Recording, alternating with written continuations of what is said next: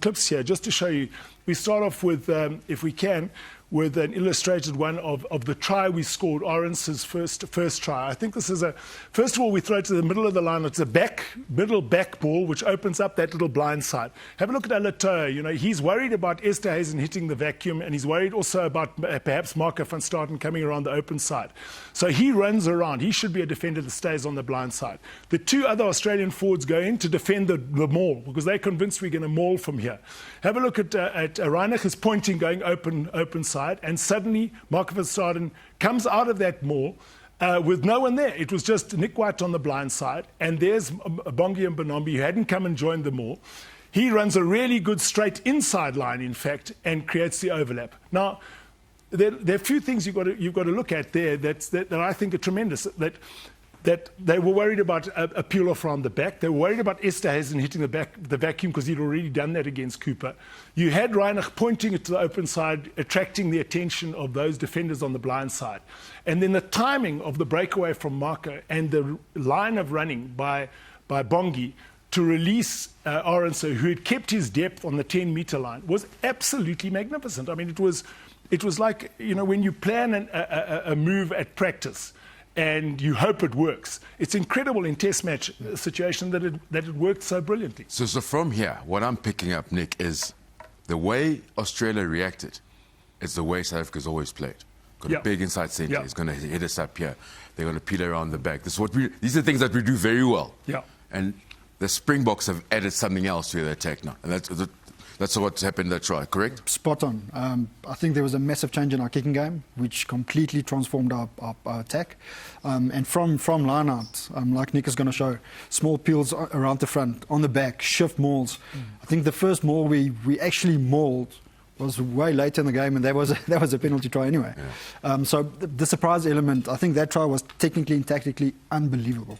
So if we can just show that, there's a back maul which we use inside their 22, which involves Dwayne Vermeulen and Kitsoff, and it really is it's a beautiful variety from a line-out. Here we get that middle back ball.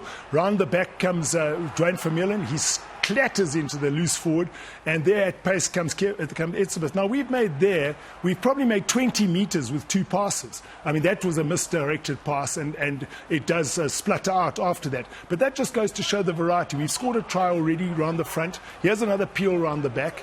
And even though we don't score at the end of this, we put them under severe pressure, and it was definitely something that they weren't expecting.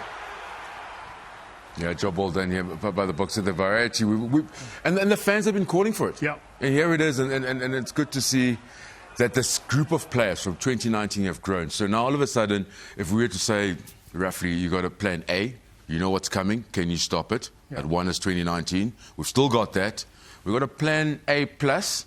We can split our squads. Yeah. And plan B plus is that we got a variety now. We can play. I mean, Vili, you've touched on it. I think Vili Money is coming at 10. There's those options. There's so much growth when you've got ball in hand.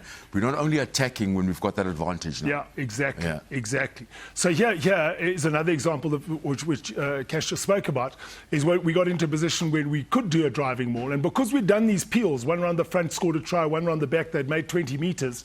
Because they were expecting a driving maul. Here, perhaps they weren't expecting us to drive. And look at the efficiency of this drive when we get the penalty try.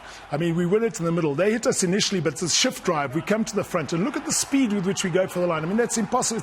It's impossible not to score there unless the number 2 pulls it down. You can have a look. He's in the middle there on the left, and as he's going backwards, and he's just completely overpowered, and he pulls the whole thing down. So a legitimate yellow card.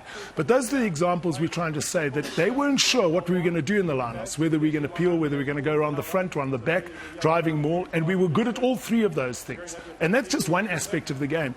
Cash has spoken about our kicking game, which we didn't use. We played first, and then we only kicked when we didn't get momentum, whereas they were expecting us to kick from first phase already. So lots of thought went into this, and we created so many opportunities. And this is the important thing about this game.